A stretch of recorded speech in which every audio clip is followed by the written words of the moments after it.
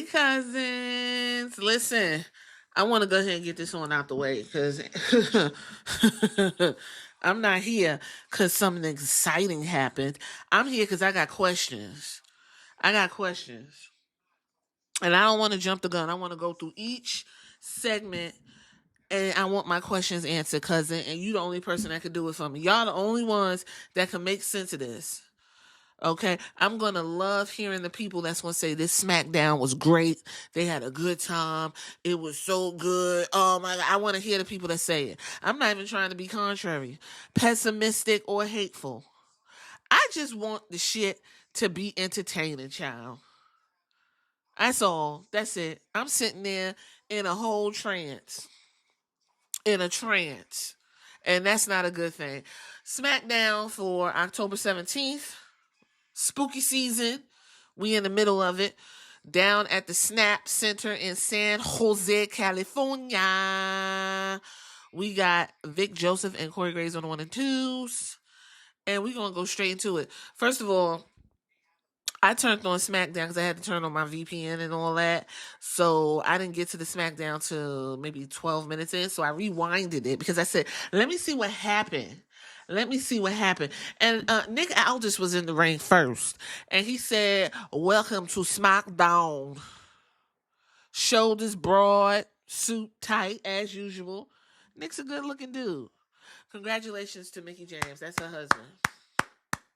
And he keeps her young. So that means he dicking her down proper. Yes, he is. Anyway, he was just letting everybody know that there's a match scheduled between Drew McIntyre and Jacob Fatu, and he's out there to let him know that the match has now become a number one contenders match for the WWE Championship, which means the winner of that match will face... Whoa! Whoa! Whoa! Cody Rhodes was on my TV. And Cody Rhodes did a recap of Crown Jewel, ran down Seth Rollins. Notice, I did not see a Crown Jewel ring, and I did not see a Crown Jewel belt. So my question for the cousins, do they get to keep the Crown Jewel ring? Do they get an individualized ring to keep? Or is all of that going back to Saudi Arabia to put on display? The belt, yes. But why not let them have a commemorative ring to solidify their little joint? Whatever. I think they just passing the ring around, I guess. Corny and stupid. Anyway, Seth Rollins got racked up, fucked up. He's going through all of this stuff as if he's Dora the Explorer explaining to you what happened on the last episode that you may have missed. Anyway, he said, listen, he'll be ready for the Scottish Warrior or Jacob Fatu. Anybody that want to come and give him something, he going to give him whatever he got because he's well for himself. That's all I heard. So Sikoa interrupted. Ray Phoenix was backstage having a photo shoot. So that's Ray Phoenix. I was about to call him Dragon Lee. I'm not even going to hold you. And it's not like disrespect. It's just confusion. Phoenix was like, can you move? Like, you're in my light and this is my good side. Solo was like, I'm just trying to help you with your poses, bitch. Ray Phoenix said, I don't need no help. And then he got his ass beat by the MFTs who wear the paint, the dead president's paint is a throwback to the New Japan days. Okay, there you go. First match of the night was Mother Bone and Alexa Bliss versus Sol Ruka and Zarya for the WWE Women's Championship. Let me tell you something. This match was terrible. I don't give a fuck what nobody said. A lot of botches, a lot of missed hits. Alexa Bliss is fragile as fuck. There was a point where Sol Ruka was going to do like some type of drop on Alexa Bliss, and she literally laid her down on the mat. Mother Bone does the same moves pretty much, choreographed to the T. I could tell you exactly what she's going to do every time she gets in there. But I will say Mother Bone's hair was split and snatched to the gods. But baby, you went and got that goddamn Botox. Yes, you did. You looking like Cher again. You need to let that Botox relax and stop the bullshit, okay? Stop it. Alexa Bliss, this whole thing you got going on and the way your face looks, you look fucking psychotic. Is that the look that they're going for? She looks like oh my god. Y'all remember the WB cartoons, right? You remember Baby Finsta? Only difference is it's backwards because he had a baby face and he was a short mobster. Alexa Bliss has the mobster face. She just has the baby size. Looking at her, she look old as fuck. She look old, and I mean, it is what it is. We all age. It's fine, but this bitch was on a podcast, and when I tell you, she looks haggard. This ain't working. I can't. You could have gave these tag team championships to Sol, Ruka, and Zarya.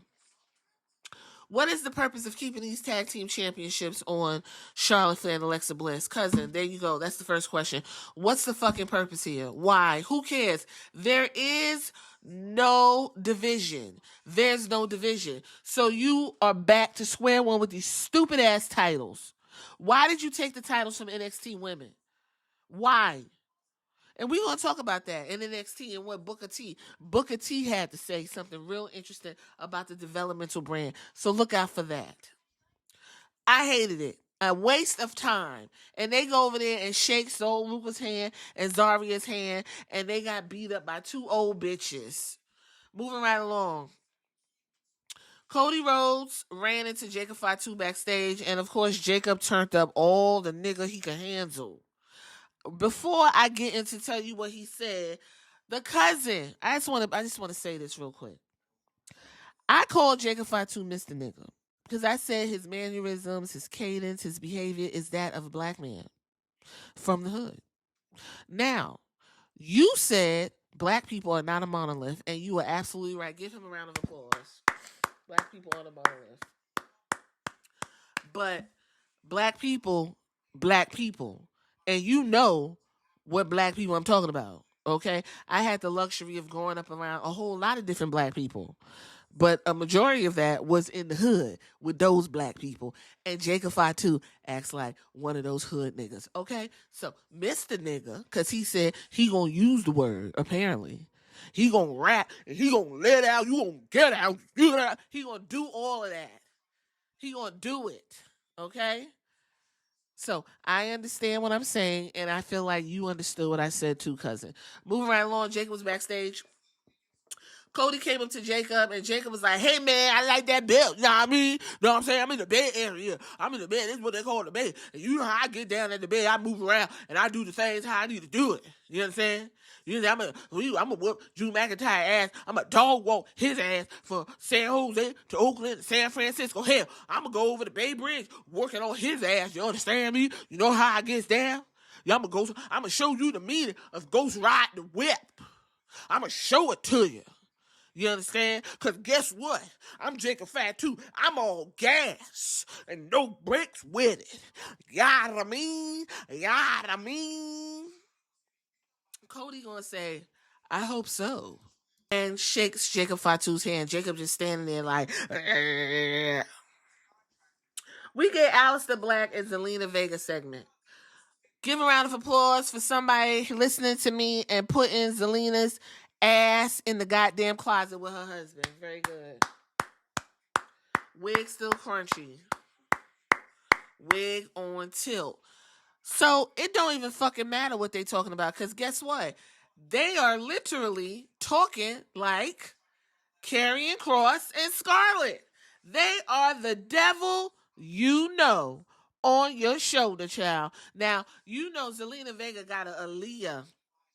She got Aaliyah worship. She love her some Aaliyah. So this was her time to shine. She wearing the snakes, and she's just like, we're not the affection, just a mirror that shows it. Bitch, what are you and your man talking about? Stay your ass in that goddamn closet with him. All of that shit corny.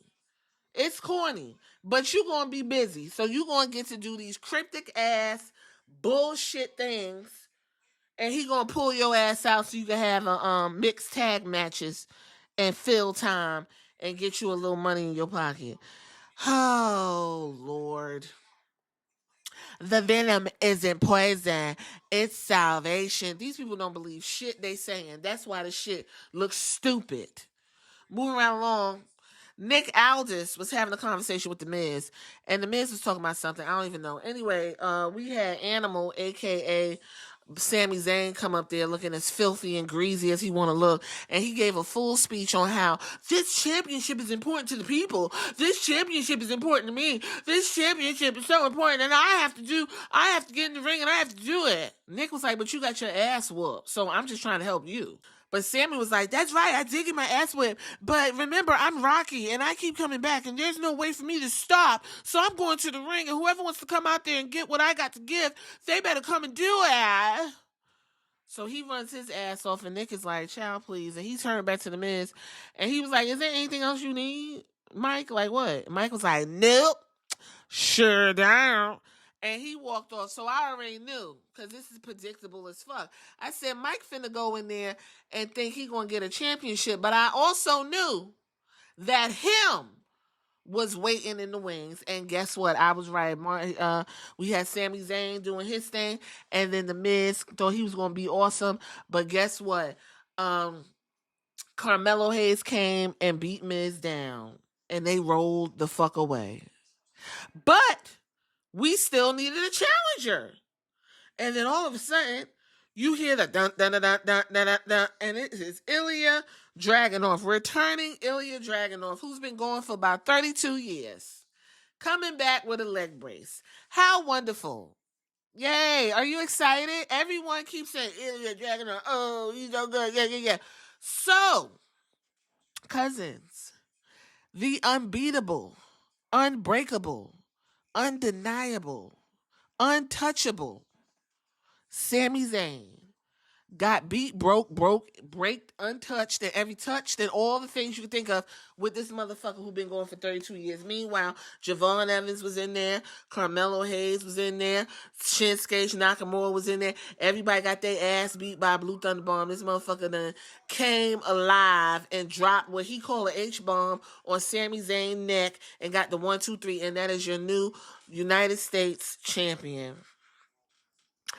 I just want to say, going forth, don't tell me about no goddamn merit. Don't tell me about it. Don't tell me about no merit. Don't tell me that people are working hard to get opportunities. Don't tell me shit. This guy has been going how long? And, he got an opportunity. It's just so happy he won. It's bullshit, and I don't like it. I don't like it. So there's that. Congratulations, Ilya. I'm rooting for your downfall. There. So we're not even confused. I don't like it. Okay? All right, moving right along. After all of that, the fireworks and the poom, poom, poom and all that, Solo and the MFTs come out and whoop everybody's ass. And so here we have something really interesting takes place. Everybody's get their ass whooped and they roll out the ring. Okay? And they're turned toward the Tron, the Tron TV. And you get the and Bo Dallas is up there. And Bo Dallas said, see, he shall find a way. Knock and the door will open. But are you prepared for what's going on the other side? Huh? Do you want to come on in and see what's on the other side of the door? It's not Alistair Black, and it's not Zelina Vega. Who you think is on the other side of the door? And then the MFTs turn around, and it's the high school production of the Y6. I don't know where Bo Dallas is at. But Nikki Cross is getting real. She got her chest poked out. Now, if you wanted me to take Solo Sikoa and the MFTs seriously, you would have had one of the MFTs kick the shit out of Nikki Cross. Not just roll out the ring and walk the fuck off. Boo, bullshit, tomato. Anyway, we got a video recap of WWE's Australian tour, or what I like to call the Rhea Ripley show. Kathy Kelly was backstage. She was talking to Tiffany Stratton. My God, on today, Tiffany used all of the makeup in her kit because you know she do her own makeup. Fun fact, and she used every last piece of that shit. Okay, Stephanie Vaquer is a great champion. Okay, and she took me to my limits. But I've been undefeated for an entire year, so one loss isn't a big deal. And then here comes Miss fucking CPA Kiana James. Excuse me, Tiffany. You lost. A loss is a loss. Now, if you had some sense, you would have took my advice and joined me and my U.S. champion, and I would have helped you got to heights you've never been. But that's why I went over to Stephanie Vaquer, because she's a bad bitch and you're not. Oh, really? Is that how you feel? Well, how about you get in the ring with me next week, Kiana? Sounds good to me. I'm sorry, Kiana. Are you in the business for yourself? Bitch, you're supposed to be representing the non-existent U.S. champion of Gulia, who I guess they're on the Japanese tour right now. I don't know what the fuck is going on, because why is this woman not on TV? Take the goddamn belt off of Gulia. Take it off. I don't even fuck with Michin. Where the fuck is Michin? Where's B-Fab? Why is Gulia holding this title hostage? 17-1 is Tiffany Stratton's so-called record. The bitch don't do nothing. And we're celebrating what? What are we celebrating? It's a joke, and I don't want to laugh. I can't find a giggle.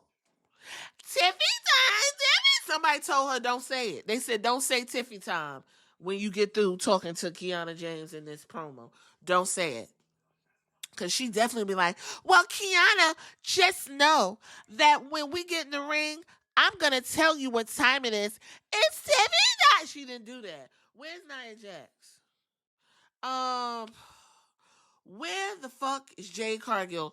Listen, Jade Cargill, a whole Jamaican woman, built like a goddamn Greek goddess, okay?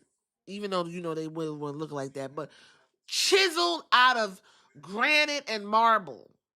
The bitch eyebrow get cut open and she don't never show up again. Is that her kryptonite? Is that all you had to do was bust her in the damn head? This bitch was put down to the windshield and damn near killed. So all you had to do is hit in the eye? Well, I'll be damned. I'll be damned. Where's she at? Where's Jay Cargill? Where are they? Anyway, Motor City Machine Unks was backstage talking about how they've been in WWE for a year. And they was like, yeah, we got the belts in 2 weeks. And Lawrence Garza was like, that's right, because you two move like lawnmower. I was like, okay, girls, just pack it up and get in the ring, which is what they did. I'm going to tell you, you already know how the Unks get down. You already know Los Garza is going to give you what you need. Motor City Machine Unks won because they're getting a reset, because they are just so good. The merit, oh my goodness, like they are so good. We head back to the locker room. Nathan Frazier's back there with his homeboy and Axiom and all that, and they doing they thug dizzle. And guess who's on my TV again? Dick Face and his stable of merry men, Candice LeRae and Tommaso Ciampa. And so they're back there running down the Street Profits. Yeah, Tommaso Ciampa said, yeah, I told you Street Profits wasn't shit. They couldn't get the job done. And now here we are. We stayed out the way. We was down in NXT reliving our glory days and shit. And we come back up here and y'all still running around looking stupid. And Candice LeRae was like, well, we looking for a mask and their mask. And she reached for Fraxium's mask or whatever. And him talking in the back, he sounded like a telenovela actor. He was like, don't you touch my mask. And because you want to touch my mask, both of y'all get in the ring and whoop your ass. There you go. Listen, I do appreciate how they just make matches for stupid reasons. Just like they used to do in the Attitude Era, right? You were looking for Attitude Era stuff? Well, there you go. I remember somebody sneezed next to Stone Cold, and he said, get your ass in the ring. And they had a full month of Stone Cold and whoever that person was that sneezed at him. They were in the whole program. So because Candice LeRae reached for the Fraxian mask, we have to watch these guys wrestle. Yeah. Isn't that great? Anyway, Jacob Fatu is going to make his way to the ring, but something's going on. We had to run. And somebody done dropped some shit on Jacob Fatu. All the blood done came out this man and some of his teeth. I said, wait a minute. His teeth got bust out because something hit him in the head? Okay, so he down there knocked out. Now listen, they wrote Jacob off of TV. Because he's injured, and they say he won't be back till sometime next year. Okay? There you go. That's the way they did it. But guess what? You thought it was going to end like that? Nope. Drew McIntyre walked out there. He was feeling himself. He said, I'm a bad bitch, and Bleeding Gums Fatu is back there, all gas and no brains. And Nick said, ho, wait a minute. Now, you're not going to fuck up this show. It's already fucked up, and I thought I was going to end up on high note. Now, you done took that man's teeth out. Now, what kind of shit you on? And Drew said, I ain't go back there and take that man's teeth out. I wanted to beat his ass. I don't know who took that man's teeth out. You know he all gas. He probably ran into that shit and took his own goddamn teeth out. Cody Rhodes said, enough. We're done with all of this. Absolutely. You know what you did? And you think that the entire group of people is going to sit here and watch you talk? They wanted a match. And Cody Rhodes said, we going to have a match. And he ran up there in his 32-piece suit and cut loose. And went on and on and on. The bell finally rang. On and on and on and on. Audience seemed to chew it up. I think half of them was drunk. On and on and on until Cody hit Drew over the head with the belt. They had a breakup. Last thing you see is Cody in the ring doing that. And Drew McIntyre, I'm going to tear you apart. That's how the show ended. There you go. What the fuck else I'm supposed to say? What I'm supposed to say? That's what they gave me. I don't know what else to do. I don't know what else. I don't know. I'm just giving you the news. I'm just giving you the 411. Would I tell you to go back and watch it? Hell no. If you didn't watch it, give yourself a round of applause. Very good. If you watching this shit on USA, turn that shit off. Go to bed. Bad decision making. Go to bed.